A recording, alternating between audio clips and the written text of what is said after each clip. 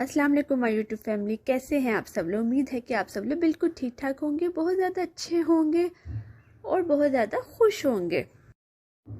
आज मैं एक बार फिर हाजिर हुई हूँ एक नई डिश, एक नई रेसिपी के साथ। आज मैं आपके लिए लाई हूँ बहुत ही ज़्यादा ज़बरदस्त मकई की रोटी की रेसिपी।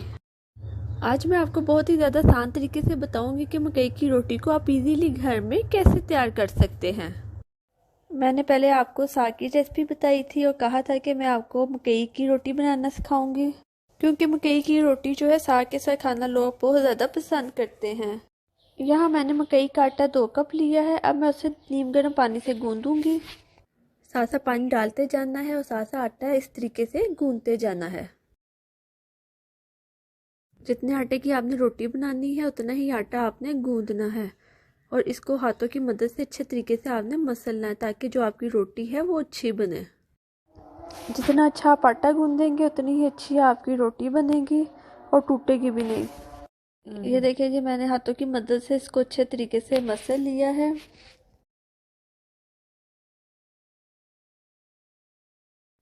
अब एक रोटी का हम पेड़ा लेंगे, उसे हाथों की मदद से हम बनाएंगे।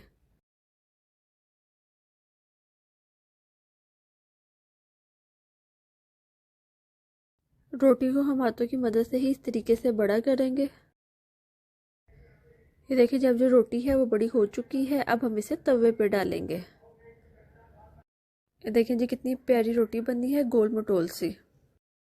जब एक तरफ से पक जाएगी रोटी तो फिर हम इसकी साइड चेंज कर देंगे।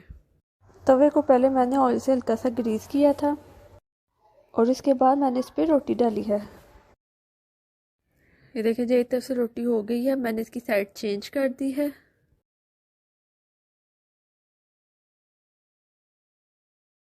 ये देखिए, जब हमारी मज़ेदार सी रोटी तैयार हो चुकी है। ये जो मकई की रोटी है इसको अब हम साग के साथ खाएंगे, बहुत ही ज़्यादा ज़बरदस्त लगती है। और जो साग की रेसिपी है मैं आपके साथ पहली वीडियो में शेयर कर चुकी हूँ।